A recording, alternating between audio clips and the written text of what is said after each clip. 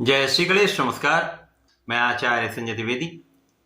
मेरे समस्त प्रबुद्ध दर्शकों का मेरे चैनल पर हार्दिक स्वागत है। प्रिय दर्शकों, आज मैं सूर्यदेव के राशि परिवर्तन प्रभाव को लेकर आपके सम्मुख उपस्थित हूँ। सूर्यदेव 14 मार्च को अपनी राशि का परिवर्तन करने जा रहे हैं तथा वर्तमान कुंभ राशि को छोड़कर देवगुरु बृहस्पति की मीन राशि में इनका प्रवेश होगा। जब इनका मीन राशि में प्रवेश होगा तो सूर्य पर ग्रहण लगेगा, क्योंकि वहां पर पहले से ही राहु का गोचर चल रहा है, जिसके कारण सूर्य और राहु का युति प्रभाव आरंभ होगा तथा सूर्य पर ग्रहण का प्रभाव प्राप्त होगा।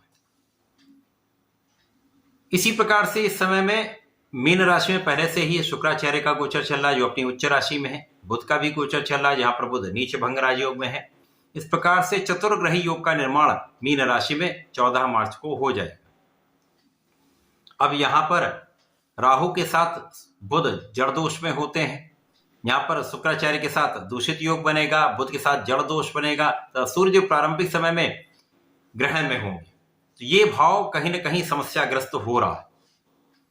आज मैं मकर राशि के लिए सूर्यदेव के राशि परिवर्तन का किस प्रकार का प्रभाव प्राप्त होगा, इस समय में किन भाव में वृद्धि होगी, अथवा जिस भाव में ये चतुर्ग्रही संयोजन बन रहा है उसका क्या प्रभाव प्राप्त होगा, लाभ की कितनी संभावना है, अथवा कहीं पर कोई समस्या तो उसका क्या निराकरण है, संपूर्ण विश्लेषण मैं पूर्ण तर्क के साथ करने जा रहा हूं। प्रिय दर्शकों, इस राशिफल को आप अपने लग्न तथा राशि दोनों के अनुसार देख सकते हैं। मकर राशि के लिए यदि हम अवलोकन करें तो लग्न के स्वामी की स्थिति अत्यंत प्रबल है। जब लग्न बलवान होती तो जो गोचर होता है, यदि वो कहीं पर कुछ नकारात्मक भी होता है तो उसका कम से कम प्रभाव आप पर यहाँ प्राप्त होता है। यहाँ पर शनिदेव की स्थिति अत्यंत प्रबल है, जिसके कारण बहुत कुछ समस्याएं यहाँ पर कम होंगी। परंतु जो दोष आपके तृतीय भाव में प्राप्त हो रहा है, जहाँ पर ये चतुर्ग्रही संयोजन बन रहा है, सूर्य जहाँ पर ग्रहण दोष में होंगे, इसके कारण कुछ ना कुछ समस्या तो अवश्य यहाँ पर होने वाली है।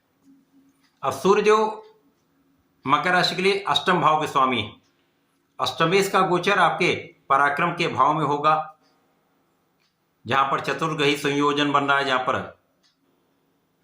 सूर्य का प्रभाव प्रारंभिक समय में राहु के साथ जब आमने सामने का होगा, क्योंकि सूर्य सदा ही आगे बढ़ते हैं और राहु सदा ही वक्री होते हैं, तो जब ये आमने सामने होंगे, एक दूसरे के अत्यधिक निकट होंगे, तो ही ग्रहण का सर्वाधिक नकारात्मक प्रभाव प्राप्त होगा। प्रारंभिक 10 से 12 दिन का जो समय है वो कुछ कष्टकारी हो सकता है। यहाँ पर आपके स्वास्थ्य में कुछ समस्याएं हो सकती हैं, मौसम के कुछ रोग हो सकते हैं, कुछ एलर्जी की संभावनाएं हो सकती हैं, अथवा यहाँ पर पेट से संबंधित कुछ समस्याएं हो सकती हैं। यहाँ आपको ध्यान देना होगा, बाहरी खाने से आपको बचना होगा। इसी प्रकार से अपने फिटनेस पर ध्यान देंगे, योगा प्राणायाम करेंगे तो समस्याएं कम से कम होंगी। अब चूंकि इस समय में चतुर्ग्रही योग का प्रभाव मिलेगा, तो परिश्रम आपको उतना अच्छा नहीं प्राप्त हो रहा है।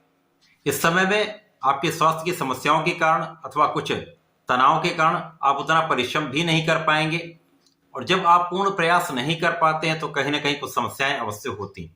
तो उससे कार्य क्षेत्र में भी समस्या आती है, आपके सामाजिक क्षेत्र में भी समस्या आती है। अब यहाँ पर जब आप अपना पूर्ण प्रयास नहीं कर पाएंगे तो सफलता भी उसी के अनुसार प्राप्त होगी। प्रारंभिक समय में कुछ समस्याएं रहेंगी, लेकिन जैसे जैसे ये गोचर आगे बढ़ेगा, सूर्य बलवान होंगे, राहु को क्रॉस कर जाएंगे तथा आगे बढ़ते हुए इनके पॉइंट्स भी अधिक संख्या में होंगे, जिसके कारण सूर्य का बल बढ़ जाएगा। तो सूर्य बुधादित्य योग में हो जाएंगे तो बुध का निर्बल प्रभाव यहाँ पर समाप्त होगा, शुक्र का निर्बल प्रभाव समाप्त होगा, जिससे अब आप यहाँ पर आप एक अच्छा लाभ लेने जाए। आपकी स्वास्थ्य समस्याएं कम हो जाएंगी, आपका परिश्रम पहले से बहुत अच्छा हो जाएगा, तो आपको धन का लाभ भी मिलेगा, आपके कार्य क्षेत्र में आपको लाभ के अवसर भी प्राप्त होंगे।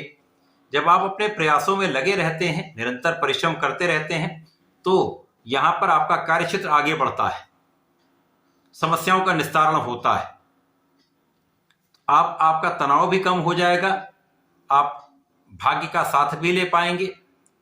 समस्याओं से निकलते हुए आप अपने क्षेत्र में अपने लक्ष्य की ओर आगे बढ़ने लगे।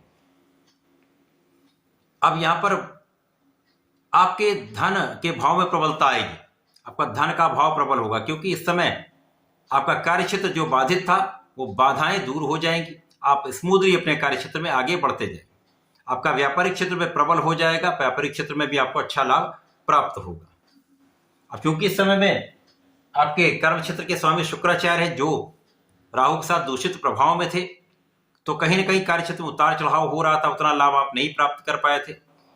अब सूर्य के प्रभाव के कारण ये दोष कम से कम होगा, जिससे आपके कार्य क्षेत्र में आपको लाभ अधिक मिलेगा, समस्याएं कम होती जाएंगी।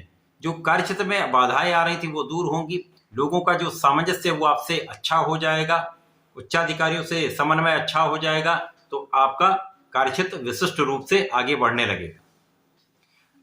व्यापारिक भाव में नए अवसर मिलेंगे, आपके प्रोफेशन में नए नए कॉन्ट्रैक्ट आपको मिल सकते हैं, जिससे आपकी लाभ वृद्धि निश्चित है। इस समय जो लोग नौकरी के लिए प्रयास में लगे हुए थे, नौकरी का प्रयास आपको यहाँ पर सफल होने वाला है, आप नई नौकरी की प्राप्ति कर सकते हैं, तथा इसी प्रकार से जो लोग नौकरी में हैं उनको अच्छे अवसर मिल सकते हैं। यहां पर तृतीय भाव में, जो कि पराक्रम का भाव है, छोटी भाई बहनों का भाव है, यहां पर चतुर्ग्रही का जो संयोजन बन रहा है, इसका प्रभाव आपके भाई बहनों से जो क्लेश था उसको दूर करने वाला होगा, आपसी प्रेम में वृद्धि करने वाला होगा, आपसी सामंजस्य को बढ़ाने वाला होगा। तो एक अच्छा प्रभाव यहाँ आपको प्राप्त होने वाला है।